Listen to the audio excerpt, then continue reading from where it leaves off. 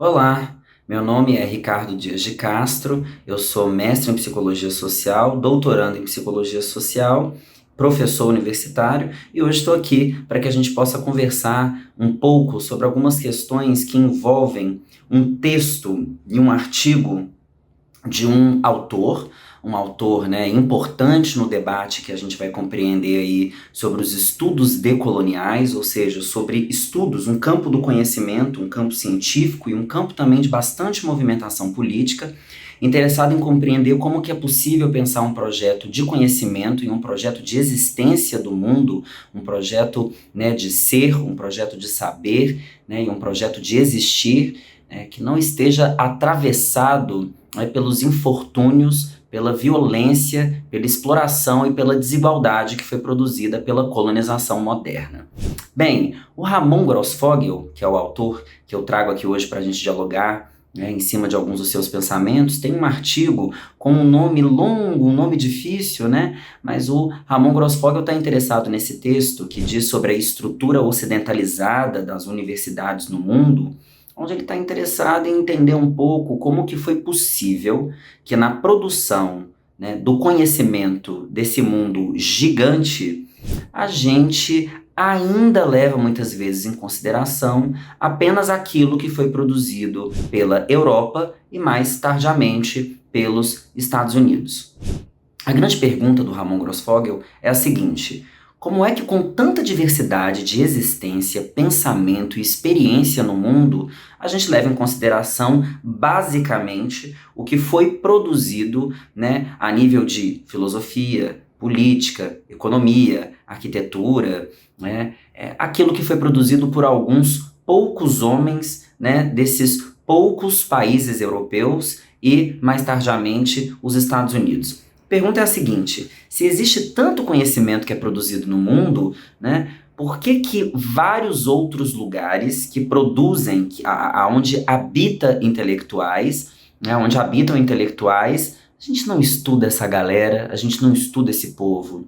Já pararam para pensar como é que muitas vezes na ementa das nossas disciplinas a gente encontra como referência bibliográfica obrigatória e complementar obras, né, que foram organizadas, né, que foram escritas, né, por homens, sobretudo, né, homens europeus, homens brancos da classe média? É só essa galera que pensa sobre o mundo? É só esse conhecimento que vale a pena, né? Mulheres, quantas mulheres intelectuais você leu? Né? Quantas mulheres são referências intelectuais para vocês? Né? Veja bem, eu estou dizendo de referência intelectual, de conhecimento, né? Estou falando de estruturas de conhecimento consolidadas. Onde é, né, que essas pessoas estão? Bem, essa é uma pergunta que a gente se faz e que o Grossfogel se faz nesse texto, e ele consegue, na verdade, né, argumentar em torno de um processo de colonização, de genocídio, portanto, de extermínio de um grupo social e de epistemicídio, extermínio da forma de conhecimento desse povo, que fez com que, no fim das contas, a Europa, ainda que considerada uma província diante do mundo como um todo, fosse tomada como centro de referência da humanidade e, consequentemente, do conhecimento sobre absolutamente tudo.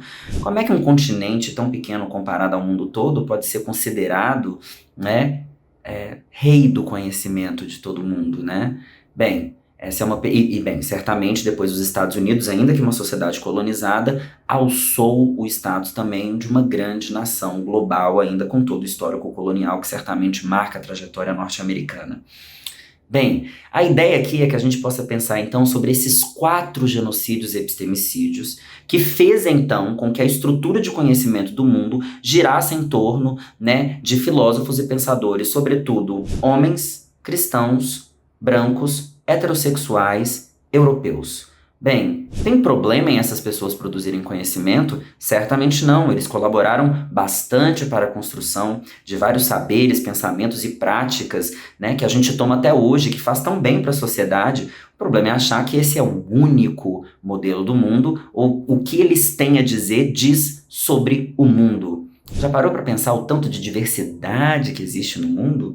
A gente deveria um pouco tentar compreender, né, como que esses conhecimentos também foram produzidos. Por que a gente não acessa esses conhecimentos? É aqui que a gente volta para a estrutura colonial moderna, que estrutura basicamente todas as universidades, todos os centros de pesquisa que foram ocidentalizados e atravessados por um projeto de colonização do conhecimento europeu. Veja bem, né, no encontro da Europa com os outros continentes, né, a diferença foi transformada em desigualdade. Esse é o primeiro ponto de partida. Ao invés de, no encontro com a diversidade do mundo, a Europa produzir pontes, solidariedade, uma valorização da diversidade, o encontro com a diferença foi produzindo processos de eliminação da diferença para a garantia de uma hegemonia de um modelo econômico-político e, portanto, existencial, branco, europeu, masculinista. Né? Isso é importante para a gente poder compreender como que a gente acessa muito pouco outras formas de conhecimento. O Grossfogel, nesse artigo que eu estou tomando como a nossa grande referência, ele vai localizar, sobretudo, 4 genocídios epistemicídios. O primeiro que ele vai localizar foi, todos esses genocídios epistemicídios nós estamos localizando no contexto aí do final do século XV e, sobretudo, durante o século XVI, que foi o período, de exploração e colonização em massa para a acumulação do capital europeu, que se deu na invasão de outros continentes e de outros territórios. Bem, o que eu vou falar aqui não exatamente está numa ordem linear, mas eu estou dividindo didaticamente, assim como o autor que a gente está trabalhando, Ramon Grossfogel, faz.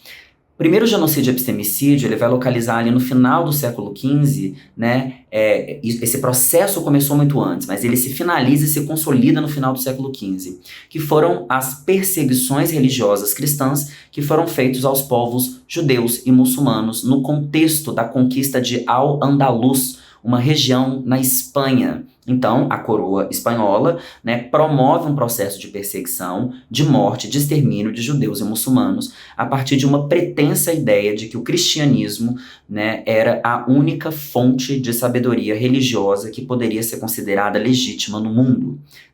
Nesse encontro e nessa perseguição, esses povos foram mortos. Quando não mortos, eles foram obrigados a se submeterem ao cristianismo e, portanto, eles foram convertidos à força, e seus livros e suas bibliotecas, que eram construídas e que foram construídas aí por todos esses territórios, foram destruídas e queimadas, É importante a gente se perguntar por que até hoje existe uma posição, de extremo conflito e de extrema desigualdade, e de extremo preconceito e discriminação, aonde habita, por vezes, essas experiências muçulmanas, e judias.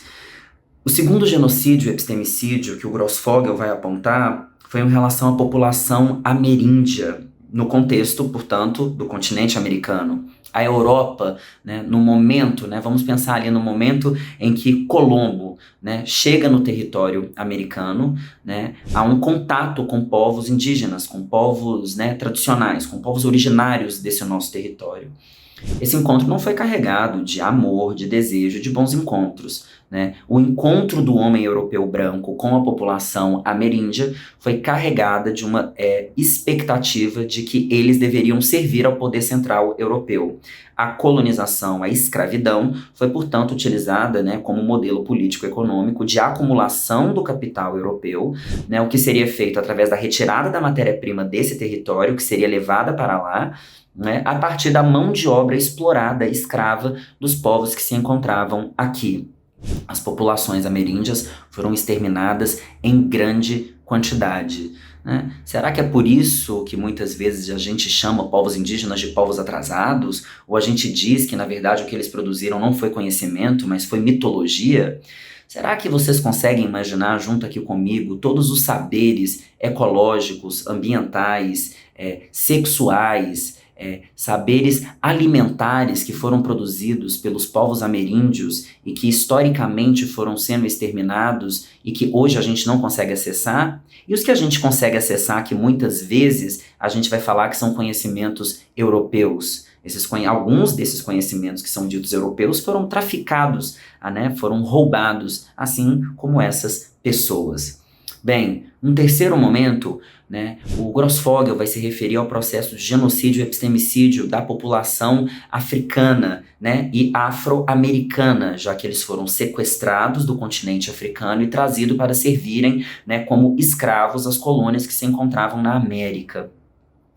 Pensem comigo, né? Hoje, será que a gente não consegue associar tão diretamente negros à intelectualidade, negros a figuras de poder, e por isso presidentes negros são uma exceção em um mundo em que existe uma grande parte da população que não é branca, né? Por que isso ainda nos choca? Já parou para pensar como é que todo um processo de colonização, exploração e extermínio dessas populações acabou fazendo com que a gente não os considerasse legítimos como campos de conhecimento, né? A partir da escravidão, né, africana, né, e afro-brasileira no nosso caso, o que a gente teve foi a associação da experiência negra com tudo que tem de pior no mundo, né? Então, a associação dessa cor, desse fenótipo e daqueles conhecimentos e daquela religião produziu, né, no bojo da organização da sociedade brasileira um descontentamento e uma desvalorização com as produções que vieram de pessoas, né, que não eram da Europa, né? Olha como é que hoje as religiões de matriz africana são associadas às coisas demoníacas, a coisas do mal. Será que é isso? Certamente não é, né? Toda uma lógica de poder foi produzida para que a gente desconsiderasse as produções, né, africanas e afro-brasileiras como discussões potentes. Por último, né, o Grossfogel vai apontar um processo de genocídio e epistemicídio que ele não é tão, né, considerado quando a gente vai falar quando a gente vai se referir a genocídios e epistemicídios que aconteceram no mundo ocidental, sobretudo ao longo do século XVI, né? Ele vai falar das mulheres que foram exterminadas, mulheres, né, indo-europeias, mulheres que carregavam saberes ancestrais e que promoviam, né, uma apresentação desses saberes, né, em alguns círculos no contexto europeu e colocavam em risco e em xeque a hegemonia do pensamento dos homens brancos cristãos, né? Numa disputa de poder, né, esses homens acabaram queimando essas mulheres como bruxas, né? E por isso que é tão importante a gente compreender esse processo em que o Estado monárquico deu as mãos à Igreja Católica num processo de extermínio, né, da diversidade de pensamento que era protagonizado por mulheres que coletivizavam as suas experiências. Será que é por isso que é tão difícil para a gente também entender mulheres em lugares de poder? Né? É muito fácil a gente pensar muitas vezes em mulheres em lugares de cuidado, em lugares do amor, né? E mulheres presidentas. Será que esse é um lugar fácil da gente compreendê-las, né? Mulheres chefes de Estado, né? Bem, mulheres em lugares de poder. Toda essa discussão é para que a gente entenda que ao longo da construção do mundo moderno, do mundo ocidentalizado pelo processo de colonização da Europa no encontro e nesse encontro violento com o mundo e com a diversidade, né, toda uma política de extermínio de formas de conhecimento foi feita. Ao se matar um povo, se mata a forma como um povo pensa. E ao fazer isso, a gente começa a ficar refém das produções que foram produzidas por esses que se denominam muitas vezes os heróis, ou aqueles que sabem mais, ou aqueles que entendem mais sobre o mundo. Toda essa discussão é importante para a gente compreender que sempre existiu e sempre existirá uma diversidade muito grande de conhecimento no mundo e que a gente precisa começar a produzir e a valorizar através de teorias, conceitos, métodos, né, posturas religiosas, filosóficas, cosmológicas e epistemológicas, bases de conhecimento que reflitam a diversidade do mundo. A gente precisa começar a achar estranho quando alguns poucos intelectuais, homens, brancos, heterossexuais, cristãos, né, do norte global, são os únicos que a gente vai valorizar como pensadores do mundo. Isso não significa que eles devam ser desvalorizados, mas certamente o que eles pensam, algumas outras pessoas podem apresentar diferenças, discordâncias, e isso precisa entrar no jogo democrático se a gente quiser garantir de fato uma democracia intelectual. Bem, acho que era isso que eu tinha para apresentar para vocês. Até a próxima. Obrigado.